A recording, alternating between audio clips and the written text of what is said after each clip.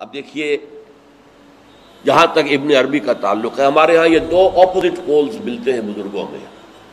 ایک انتہا پر ابن تیمیہ ہے رحمۃ اللہ علیہ، جن کے بارے میں نے آپ کو بتایا کہ انہوں نے اس طرح سمجھا ہے، اس طرح اترتا ہے اللہ جیسے میں یہ ممبر سے اتر رہا ہوں، یہ زیادتی ہے. لیکن بہرحال ایک فکر ہے، ایک سوچ ہے. قرآن اور حدیث کے بہت بڑے عالم تھے، بہت بڑے عالم، بہت بڑے عالم. دوسری انتہا پر ابن عربی ہیں، جن کا فلسفہ میں نے آپ کو بتایا. تمام صوفیاء ابن عربی کو شیخ اکبر کہتے ہیں، الشیخ الاکبر، اور صرف الشیخ کہیں گے، دی شیخ، تو اس سے مراد ابن عربی ہوگا. اور ابن تیمیہ انہیں کہتے ہیں زندیق، ملحد. یہ دو انتہائیں ہیں. ہمارے ہاں جو عام طور پر اہل حدیث حضرات ہیں وہ ابن تیمیہ کے فالوورز ہیں ان عقائد میں. ان کے ہاں تصور کیا ہے؟ اللہ تعالیٰ ہر جگہ اگر ہے تو صفاتی اعتبار سے، ذاتی اعتبار سے نہیں. وہ تو اپنی جگہ عرش پر ہے، ساتویں آسمان کے اوپر عرش ہے، عرش کے اوپر کرسی ہے، کرسی پر وہ ہے. اب اس میں ایک طرح کی تجسیم بھی آ گئی، محدودیت بھی آ گئی. اس کائنات میں تو اللہ ہے ہی نہیں، تو پھر اللہ محدود ہو گیا نا، وہ تو کسی خاص جگہ پر ہو گیا نا. ایک تصور یہ ہے. اور عام آدمی یہ بھی سمجھے تو ٹھیک ہے، اسے یہ معلوم رہے کہ اللہ ہی رازق ہے، اللہ ہی خالق ہے، اللہ ہی مصیبت سے نجات دلانے والا ہے، اللہ ہی مشکل کشا ہے، اللہ ہی حاجت روا ہے، اللہ ہی، یہ بس اسے معلوم ہو، توحید مکمل ہو گئی.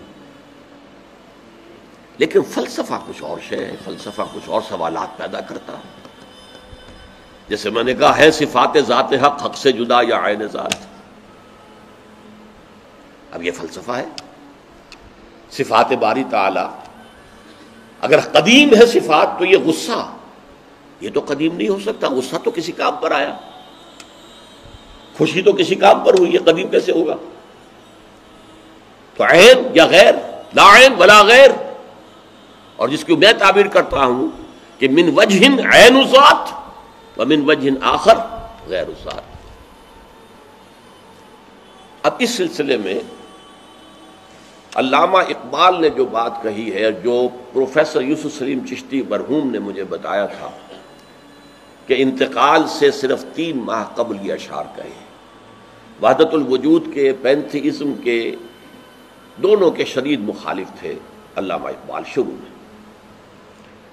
اسی لیے وہ حافظ کو بھی بہت بڑا گمراہ کن شاعر سمجھتے تھے، اس لیے کہ وحدت الوجود کے عامیانہ انداز میں جو ہے وہ شاعری میں جب اس کو آ گیا ہے تو عوام کے زبان پر جب چڑھا ہے تو وہ اس کے ڈانڈے پینتھیزم سے مل گئے، عوام کے اندر اس کا تصور یہ ہو گیا. لیکن آخر میں انہیں بھی آنا پڑا ہے. تو اے ناداں دل آگاہ دریاب، اے نادان وہ دل تلاش کر جو آگاہ ہو، ہر چیز سے واقف ہو. لا موجود الا اللہ دریاب، لا موجود الا اللہ. وہ جو میں نے آپ سے عرض کیا تھا نا کہ لا الہ الا اللہ کے 3 لیولز ہیں. لا معبود الا اللہ، لا مطاع الا اللہ، لا حاکم الا اللہ، ان الحکم الا للہ، لا رازق الا اللہ، لا خالق الا اللہ. اور دوسرا لیول لا مطلوب الا اللہ، لا مقصود الا اللہ، لا محبوب الا اللہ. اور تیسرا لیول لا موجود الا اللہ. ہمارے ٹاپ کے فلسفی اور صوفیاء اس لا موجودہ الا اللہ پر پہنچے. اور 12ویں صدی کے مجدد اعظم شاہ ولی اللہ دہلوی رحمۃ اللہ علیہ، انہوں نے اس میں قول فیصل کہا کہ محی الدین ابن عربی کی وحدت الوجود اور شیخ احمد سرہندی کی وحدت الشہود میں باریک سا فرق ہے تعبیر کا، ورنہ وہ ایک ہی ہے. اور اس کو انہوں نے عنوان دیا توحید وجودی. ہندوستان میں ہمارے بڑے ٹاپ کے شاعروں میں سے تھے عبد القادر بید الفارسی کے. اس وقت تک ابھی اردو کا وجود ہی نہیں تھا، اردو تھی نہیں ہندوستان میں اس وقت. تو شیخ عبد القادر بیدل جو ہیں وہ وحدت الوجود کے بہت بڑے قائد تھے.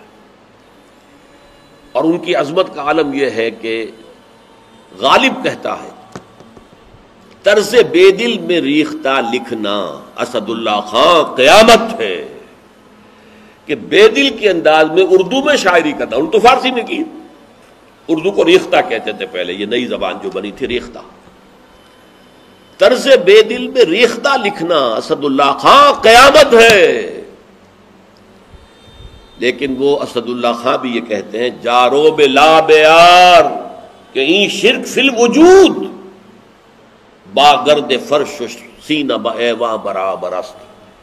دیکھو اگر تمہارے سینے کے اندر شرک فی الوجود شامل ہے، یہ بھی ہے وہ بھی ہے یہ بھی ہے وہ بھی ہے، وجود متعدد ہے، خدا کا وجود علیحدہ ہے، ہمارا وجود علیحدہ ہے، تو یہ گرد کے مانند ہے جو تمہارے سینے کے ایوان پر جو تخت بچھا ہوا تھا اس کے اوپر گرد پڑ گئی ہے۔ اس گرد کو جاروب لا موجود الا اللہ، جاروب لا کی جھاڑو سے لا کر صاف کر دو،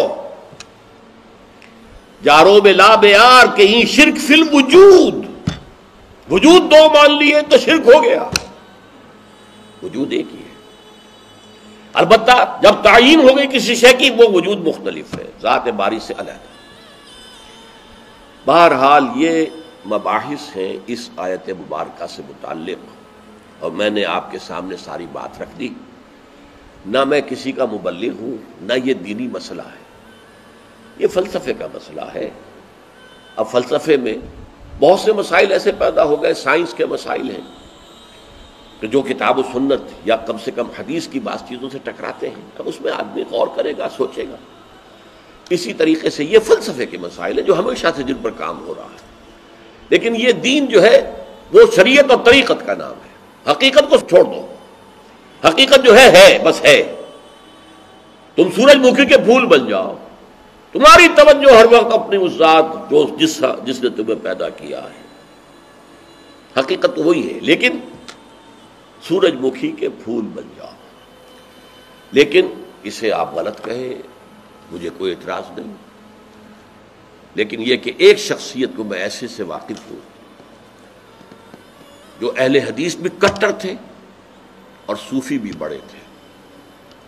یہ جو ہمارے ہاں مشہور ہے غزنوی خاندان، مولانا عبداللہ غزنوی آئے تھے اور وہ اپنے تصوف کی بعض آراء کی وجہ سے اور بعض اپنی اہل حدیثیت کی آراء کی وجہ سے افغانستان سے نکال دیے گئے تھے، غزنی سے نکال دیے گئے، تو امرتسر میں آ کر آباد ہوئے۔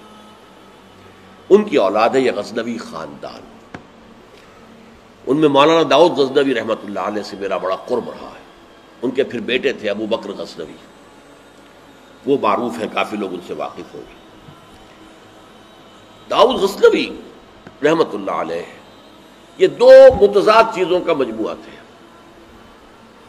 تصوف بھی اور اہل حدیثیت بھی۔ عام طور پر اہل حدیث کی ساری توجہ ظاہر پر رہتی ہے، وہ باطن میں جھانکتے ہی نہیں، اندر نہیں جاتے، فلسفے سے کوئی تعلق ہی نہیں۔ لیکن فلسفہ اور تصوف یہ جڑے ہوئے آپس میں چولی دامن کے ساتھ۔ انہوں نے ایک دفعہ منٹگمری میں جو اب ساہیوال کہلاتا آ کر تقریر کی، اہل حدیث مسجد تھی، میں بھی گیا ہوا تھا سننے کے لیے۔ انہوں نے وہ اہل حدیث نوجوانوں سے کہہ رہے تھے کہ دیکھو تم اپنے مسلک پر قائم رہو، ہم غیر مقلد ہیں، ہم کسی کے مقلد نہیں ہیں، نہ ابو حنیفہ کے نہ مالک کے، لیکن کبھی بھی ان ائمہ کی توہین نہ کرنا۔ یہ ہمارے عام نوجوان جو کہتے ہیں ابو حنیفہ کو کیا پتا تھا، ابو حنیفہ کے پاس تو علم ہی نہیں تھا، ابو حنیفہ تو جو ہے علم حدیث میں کورے، یہ توہین کے الفاظ کبھی استعمال نہ کریں۔ اچھا، اس واعظ کے ساتھ انہوں نے مثال دی کہ دیکھیے شیخ محی الدین ابن عربی رحمۃ اللہ علیہ کے سب سے بڑے مخالف شیخ احمد سرہندی رحمۃ اللہ علیہ تھے، دونوں کے لیے رحمۃ اللہ علیہ کہا۔ میں حیران ہو گیا، یہ وہابی آدمی، کٹر وہابی اہل حدیث، اور یہ شیخ ابن عربی رحمۃ اللہ علیہ کہہ رہا۔ خیر میرے دل پر بھی اثر ہوا کہ بڑی وسعت ہے ان کے فکر و نظر میں۔ میری اہلیہ کے چچا تھے، ان کے ایک بیٹے، سب سے چھوٹے بیٹے یہاں مجمع میں موجود بھی ہیں، شیخ فضل الرحمان مرحوم۔ ان کے بہت گہرے تعلقات تھے یہ جو خاندان غزنوی خاندان سے. انہوں نے شام کو کھانے پر بلایا، مجھے بھی بلا لیا، میں ان کا داماد ہی تھا نا. تو وہاں میں نے کہا کہ حضرت آپ نے شیخ ابن عربی کے ساتھ رحمت اللہ علیہ کے الفاظ استعمال کیے، جبکہ ابن تیمیہ نے کوئی شرعی گالی چھوڑی نہیں ان کے لیے. زندیق، ملحد، اور آپ اہل حدیث ہیں، یہ کیسے ہوا؟ میں ان کی عظمت کا قائل ہو گیا، ان کی آنکھوں میں آنسو آ گیا. کہنے لگے ڈاکٹر صاحب یہ دونوں ہمارے بزرگ ہیں، ہم خرد ہیں، آپس کے اختلافات وہ جانے، ہم چھوٹے ہیں، خرد ہیں، خرد رہنے ہی میں عافیت سمجھتے ہیں، ہمارے لیے دونوں محترم ہیں. اور مسجد میں انہوں نے ایک مثال بیان کی تھی کہ شیخ احمد سرہندی رحمۃ اللہ علیہ نے شیخ ابن عربی کے بارے میں اپنے مکتوبات میں لکھا ہے، ما ذل بردار خان ایشانم لیکن چکنم معاملہ صفات باری تعالی است، کہ ہم شیخ ابن عربی کے دسترخوان کے جھوٹے ٹکڑے کھانے والوں میں سے ہیں. کون کہہ رہا ہے؟ مجدد الفسانی کہہ رہا ہے. ما ذل بردار خان ایشانم، ان کے دسترخوان کے سوکھے جوڑے ہوئے جھوٹے ٹکڑے کھانے والوں میں سے ہم ہیں. لیکن چکنم، لیکن کیا کریں، معاملہ سے بات باری تعالیٰ، یہ باری تعالیٰ کی صفات کا معاملہ ہے، ہمیں اختلاف کرنا پڑ رہا ہے، اختلاف ہم کر رہے ہیں، لیکن ہم ان کے دسترخوان کے جھوٹے ٹکڑے کھانے والے. یہ کہہ رہے ہیں شیخ احمد سرہندی رحمۃ اللہ علیہ، جن کے بارے میں مشہور ہے کہ ابن عربی کا یا تو مخالف اول ابن تیمیہ رحمۃ اللہ علیہ، اور یا پھر مخالف دوم جس نے جوابی فلسفہ پیدا کیا وہ شیخ احمد سرہندی رحمۃ اللہ علیہ. تو یہ ہے کہ ان چیزوں کے بارے میں اپنے سینوں کو وسعت دیجئے. آپ ابن عربی کی بات کو چھوڑ دیجئے، پھینک دیجئے، لیکن توہین نہ کیجئے، اس کو خام خواہ کفر سے تعبیر نہ کیجئے. یہ چیزیں جو ہیں، اور پھر ہمارے سارے صوفیہ جو اس کے قائل ہیں، پھر ان سے بدزنی ہو گئی. میں صرف اس لیے کہ وہ بدزنی اور دلی نفرت کا معاملہ ختم ہو جائے میں یہ ساری بحث اس لیے کیا کرتا ہوں، ورنہ میرے عام دروس میں ان مسائل پر گفتگو نہیں ہوتی. بڑے گہرے مسائل ہیں اور ان کا سمجھنا عام لوگوں کے لیے ممکن بھی نہیں ہے، بلکہ عام آدمی کے یہ جس کو کہتے ہیں نا ہوشدار کے رہ بردب تیغست قدم را، ہوشیار رہ جاؤ، یہ تم جو چل رہے ہو یہ تلوار کی دھار کی طرح کا راستہ ہے، کاٹ کے رکھ دے گا تمہیں. جیسے ہم کہتے ہیں پل صراط جو ہے وہ بال سے زیادہ باریک ہوگا اور تلوار کی دھار سے زیادہ تیز ہوگا، جس پر سے